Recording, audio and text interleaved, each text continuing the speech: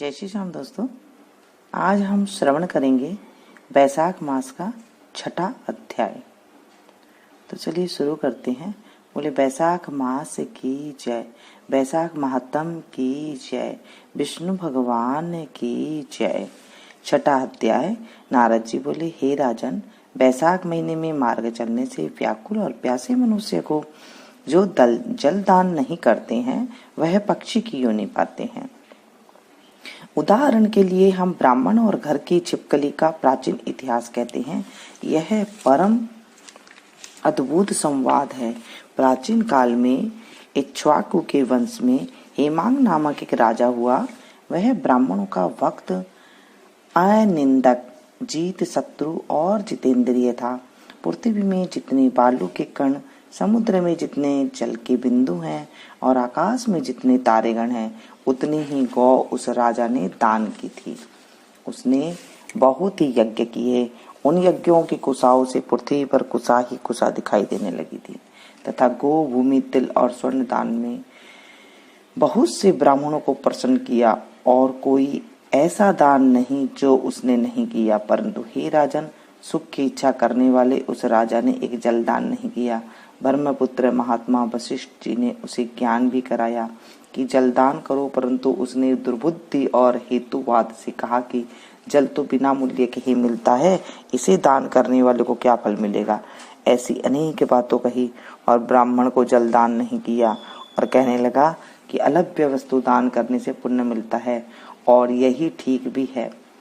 वह राजा लूले, लंगड़े, दरिद्री और जीविकाहीन ब्राह्मणों को सेवा तो करता था, किंतु वेद पाठी, तत्वगानी और ब्रह्मवादियों की पूजा नहीं करता था। वह राजा कहा करता था कि विख्यात ब्राह्मणों की पूजा सेवा तो सभी करते हैं, परंतु अनाथ, बिना पढ़े लिखे, लूले लंगड़े ब्राह्मण और दरिद्रियों की बड़ी दुर्गति है। अतः ऐसे ही लोग मेरी दया के पात्र हैं। इस प्रकार वह दुर्बुद्धि कुपात्रों को दान देता था। इस महादोष के कारण 3 जन्म तक उसे चातक की योनि मिली, फिर 1 जन्म गिद्ध बना और 7 जन्म तक कुत्ते की योनि में रहा। फिर हे राजन, वह एक राजा के घर छिपकली की योनि में जाकर रहा। उसका नाम श्रुति कीर्ति था और मिथिलापुरी राजा था। छिपकली घर के दरवाजे की चौखट के ऊपर कीड़ों का भक्षण करती हुई 87 वर्ष तक वहीं रही। एक दिन देव योग से मुनियों में श्रेष्ठ श्रुति देव नामक ऋषि दोपहर के समय मार्ग में थके मिथिलापति के घर आए। ऋषि को देखकर राजा अत्यंत प्रसन्न होकर सहसा उठकर बड़े आदर सत्कार से मधु प्रकादि से पूजन कर चरण धोने लगा और चरणोदक को अपने मस्तक पर छिड़का। उस तब देव योग से एक बूंद जल उस छिपकली पर गिर पड़ा। जल की बूंद पड़ते ही उसे ज्ञान हो गया और नाना योनियों में दुखों से दुखित हो ब्राह्मण देवता से हाय हाय कर कहने लगा कि हे ब्राह्मण, मेरी रक्षा करो। एक छिपकली के ऐसा शब्द सुनकर ब्राह्मण को बड़ा आश्चर्य हुआ और वह कहने लगा, हे गोधा, तू कहाँ है? क्यों विलाप करता है? तेरी यह दशा कैसे हुई है? तू देवता है कि पुरुष है या कोई राजा है अथवा ब्राह्मण है? ये महाभाग, तू कौन है? कह तो सही, मैं आज तेरा उद्धार करूंगा। ऋषि की ऐसी बात सुनकर राजा महामतिमान श्रुति देव जी से कहने लगा, हे ब्राह्मण, मेरा जन्म इक्ष्वाकु कुल में हुआ था और मैं वेद शास्त्र से पुण्य ज्ञाता था। पृथ्वी में जितने रज के कण थे, जितने जल बिंदु थे, जितने आकाश में तारागण थे, उतने ही गौ मैंने दान की। मैंने सभी यज्ञ किए, वापी, कूप और तालाब बनवाए, अनेकों दान की दिए और धर्म पूर्वक राज्य भी किया। तो भी मेरी ऐसी दुर्गति हुई और मुझे स्वर्ग न मिला। 3 जन्म तक मुझे चातक की योनि मिली और 1 जन्म में गिद्ध हुआ, फिर 7 जन्म तक कुत्ते की योनि पड़ी। अभी यह राजा आपके चरणों तक को छिड़क रहा था, तब एक बूंद उछलकर मेरे ऊपर आ पड़ी।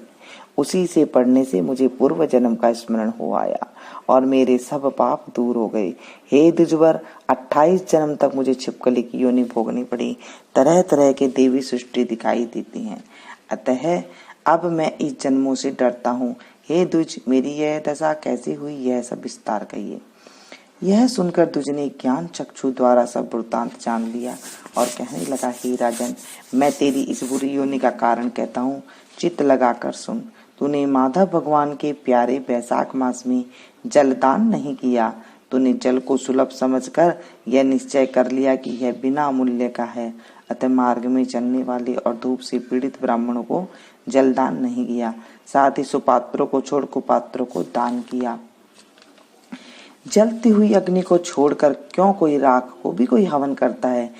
प्राय बताए हुए सुगंधादि से युक्त कांटेदार वृक्ष का कोई भी पूजन नहीं करता। सब वृक्षों में पीपल की ही पूजा होती है। तुलसी को छोड़कर कटेरी की पूजा कौन क्यों नहीं करते? पूज्यता के विषय में अनाथ की आवश्यकता नहीं है। लूले लंगड़े केवल दया के पात्र हैं, पूज्य नहीं है। तपस्वी ज्ञानी वेदादि शास्त्रों के ज्ञाता ये विष्णु भगवान के स्वरूप है, अतः वे सदा पूज्य हैं। इनमें भी ज्ञानी ब्राह्मण सदैव ही विष्णु भगवान का अत्यंत प्यारे हैं। इसी कारण से ज्ञानी ही सदा पूज्यों में भी अधिक पूज्यतम है और साधु महात्माओं की अवज्ञा इस लोक में और परलोक दोनों ही में दुखदायी है। महापुरुषों की सेवा ही धर्म अर्थ मोक्ष का कारण है। ऐसे ही करोड़ों अंध जाति कर्तव्य को नहीं देखते। ऐसे मंद आश्रम के लोगों की संगति से कुछ नहीं मिलता। वैसे ही जल में तीर्थ और मिट्टी अथवा पत्थर के बने देवताओं से भी तत्काल कुछ लाभ नहीं होता। ये तो बहुत काल में पवित्र करते हैं, किंतु साधु महात्मा दर्शन से ही पवित्र कर देते हैं। साधु सेवा से कोई सुशिक्षित पुरुष दुखी नहीं होता। जैसे अमृत पान करने से जन्म मरण वृद्धावस्था और आदि दुख नहीं देते हैं, तूने जलदान नहीं किया न साधुओं की सेवा की, हे इक्ष्वाकु नंदन, इसी से तेरी यह दुर्गति हुई है। बैसाख में जो मैं पुण्य किया है वह तेरी शांति के लिए तुझे देता हूँ। इसके प्रताप से भूत पिशाच और वर्तमान कर्मों के संस्कार दूर हो जाएंगे। ऐसा कर जल स्पर्श कर सर्वोत्तम पुण्य का फल दे दिया। इसी तरह जब उस ब्राह्मण ने बैसाख में एक दिन का स्नान का फल उसे दिया तो तब उसके सब पाप दूर हो गए और छिपकली की योनि त्याग कर दिव्य विमान पर चढ़कर दिव्य माला वस्त्र और आभूषण पहन मिथिलापुरी के महल में सब प्राणियों को देखते देखते हाथ जोड़ परिक्रमा दे नमस्कार कर आज्ञा ले स्वर्ग को चला गया। देवता लोग उसकी स्तुति करने लगे। वहां 10,000 वर्ष तक अनेक भोगों को भोग कर वहीं राजा इक्ष्वाकु के वंश में महाप्रभावशाली काकुत्स्थ्य नाम से पैदा हुआ और सप्तद्वीपवती पृथ्वी का पालन करता हुआ बड़ा ब्राह्मण्य साधु सेवी इंद्र का सखा और विष्णु का अंश हुआ। तब वशिष्ठ जी ने बैसाख मास में सब कर्तव्य धर्म सुनाए, जिनके करने से उसके सब दुख दूर हो गए और दिव्य ज्ञान को पाकर विष्णु की सायुज्य मुक्ति को प्राप्त हुआ। इसलिए यह बैसाख संपूर्ण शुभ फलों को दाता है। इसमें जो मनुष्य यथोक्त धर्म करता है उसकी आयु और यश बढ़ती है, पाप दूर हो जाते हैं, पुरुषार्थ चतुष्टय की प्राप्ति होती है और विष्णु भगवान प्रसन्न होते हैं। अतः ब्राह्मण क्षत्रिय वैश्य शूद्र ये चारों वर्ण ब्रह्मचारी गृहस्थ वानप्रस्थ और संन्यास चारों आश्रम वाले मनुष्य को बैसाख मास में कहे हुए कर्म करने चाहिए। जय बोलो विष्णु भगवान की जय, बैसाख मास की जय। आज हमने 6वां अध्याय पढ़ा है दोस्तों।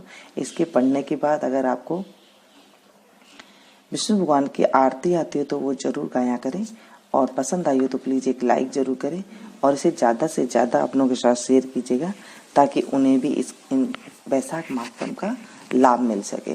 तो मिलती हूँ एक नए अध्याय के साथ, तब तक देखते रहिए आप लोग। Thank you.